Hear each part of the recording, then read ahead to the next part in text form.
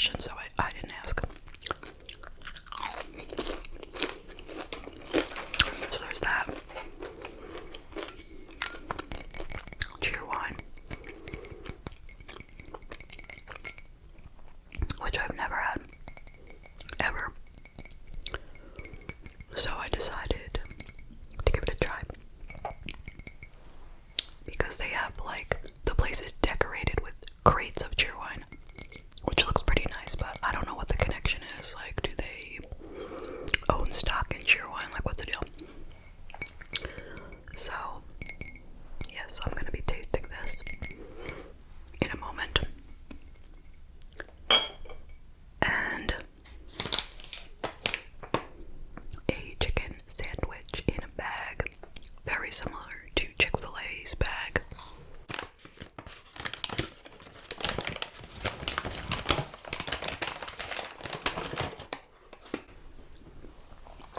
This is the honey butter chicken sandwich.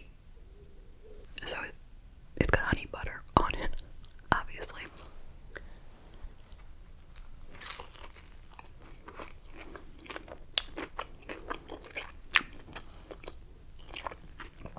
And pickles.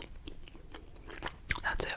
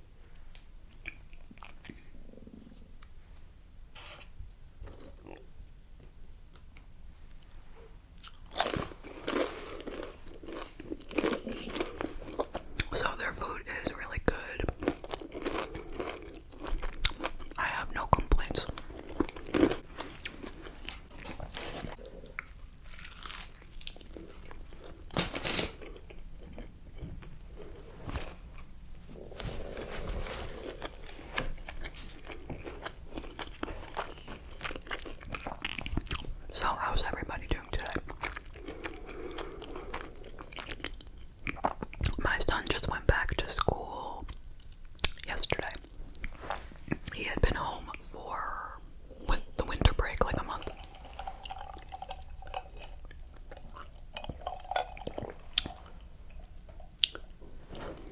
And we went out for dinner the night before he left. Let me try this other sauce, even though I don't think I want it.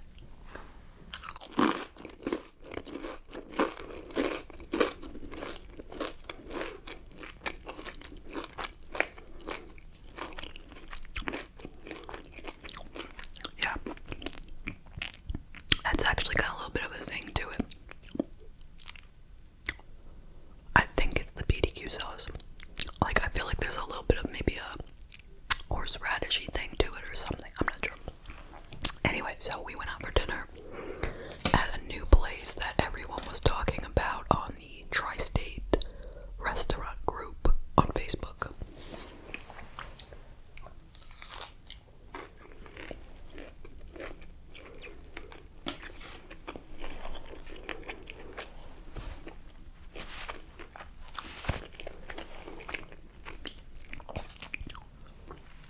Now that group, Tri-State, it's like New York, New Jersey, and I think Connecticut. But it tends to be mainly Long Island and a little bit of New York City stuff, but I feel like it's mostly Long Island recommendations and complaints.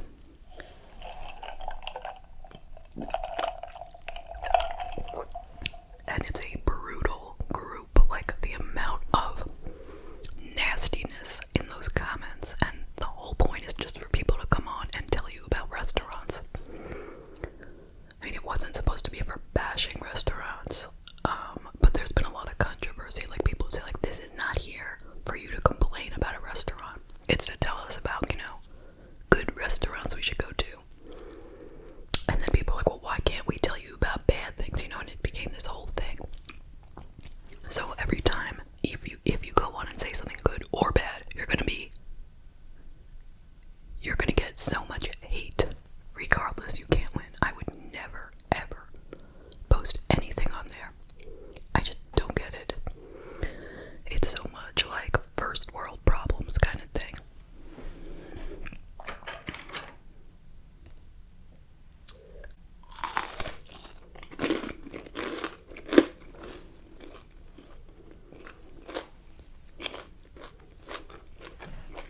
Like, for example,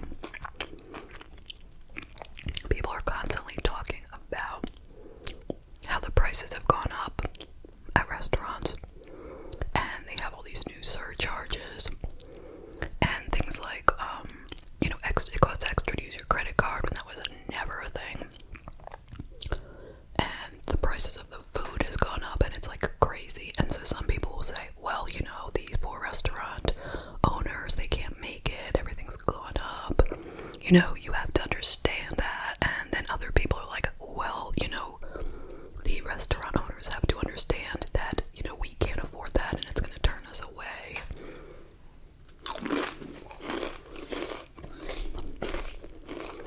And how are they going up on both the food and the credit card surcharges? Like, did the price of the food go up? Yes. Did the charge for the credit cards go up? No. So why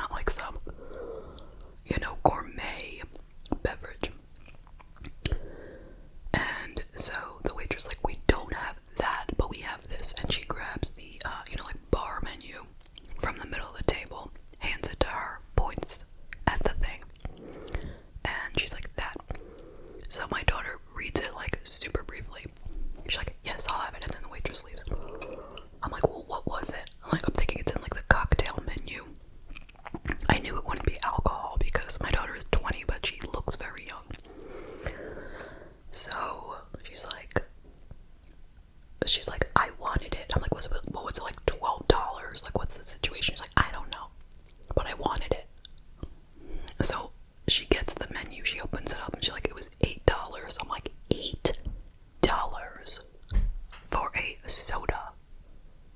What? So she's like, you want me to get her back here and tell her no? I'm like, no, forget it. So, I was annoyed, she was annoyed, we were all annoyed. Just with each other in the situation, and things were already going off to a bad start. This is how it goes, I'm telling you.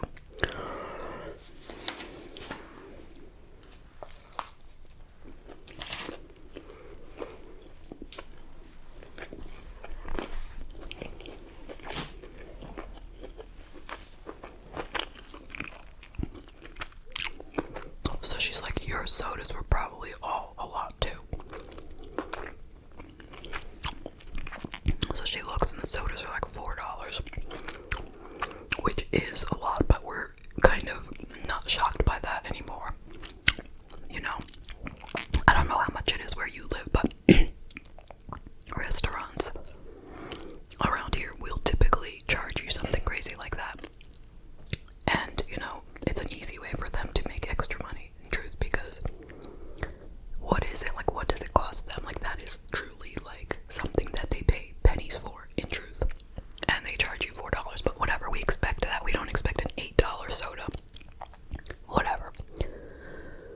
So I'm thinking in my head, well, at least I think it's gonna be some beautiful, big, thing with, like, a cherry sticking out, something to take a picture of, something, right? Well,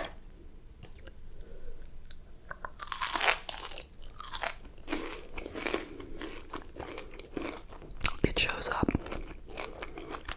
It's just a plain glass, nothing special, no decorations, nothing, no garnish, got a straw, that's it, regular straw.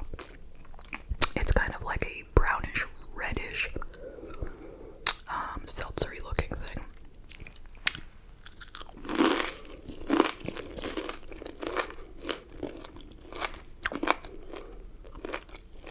She tastes it and she's like, what is this? So we pass it around the table, we all taste it. It didn't taste good. I mean, it wasn't putrid, but, she's very picky, so to her it was absolutely not tasting anything like a Shirley Temple. It kind of tasted a little bit, apple-ish to me.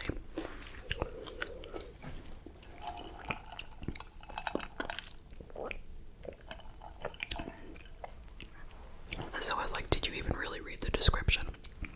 So we look at it, it's like made out of some hibiscus and some other weird ingredients.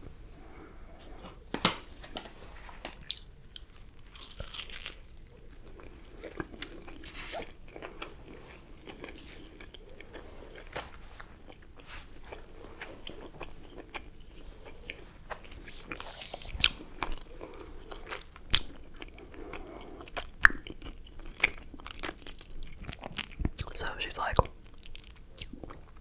I'm going to say something to the waitress. I'm like, okay, good. But, she's kind of a shy person. So she didn't say much. The waitress came around. She's like, excuse me. She's like, I really don't like this. Can I get a Diet Coke? That's all she said, So the waitress was like, okay. And she walks away. So now I don't know if she's gonna, like, just add the Diet Coke or, subtract the other soda or what. But luckily, she did remove the price of that other drink, and so it all worked out in the end. So anyway, the restaurant itself was good, and they had these really delicious honey wings, like chicken wings,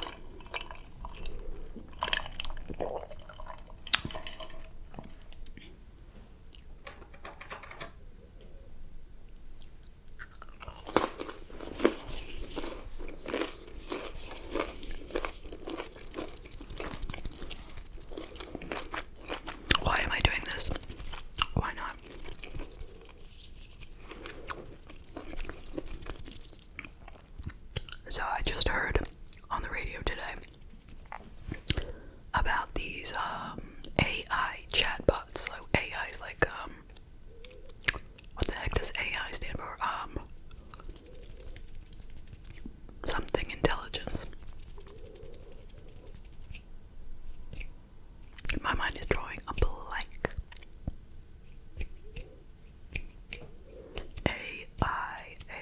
I don't know. Okay, when you get older, you can't remember anything. Okay, I can't remember words in the English language, but whatever. It's an AI chatbot, and it's capable of like writing papers for people, like research papers. You know, you go to it. I don't know if it's an app or a website or what. You tell it what the subject is. It writes a paper. Now, I think it was free in the beginning, and then they were going to start charging for it, but I don't know exactly what happened. And I tried to read this article on it, but it was in the New York Times, and I wasn't able to read it because I'm not subscribed, you know.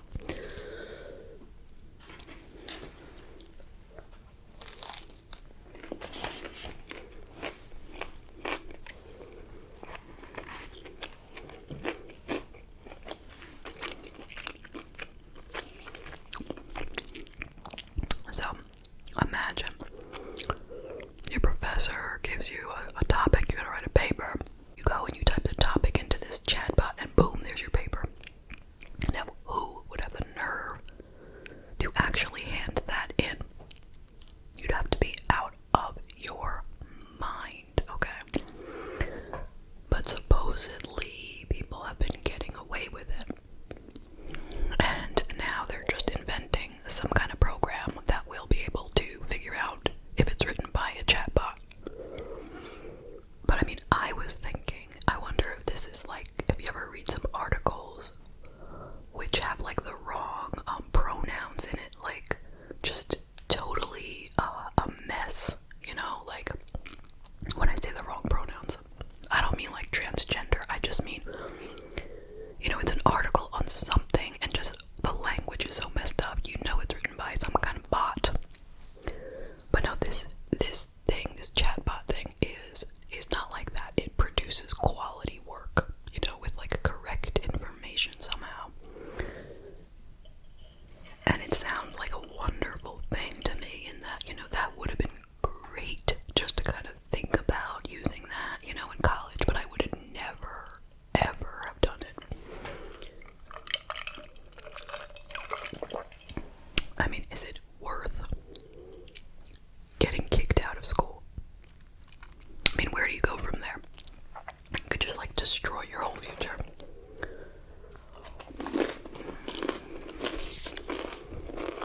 But anyway, so now they're developing something to spot these things, so I guess that is a good thing. But I'm thinking, you know, it has some usefulness to it in my head.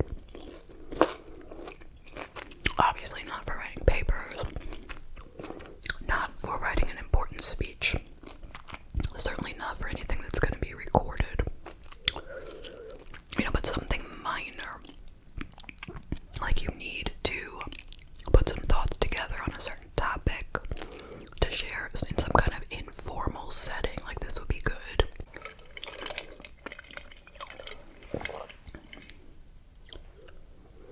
Or I was even thinking, like, if I were going to do a true crime, could I like type in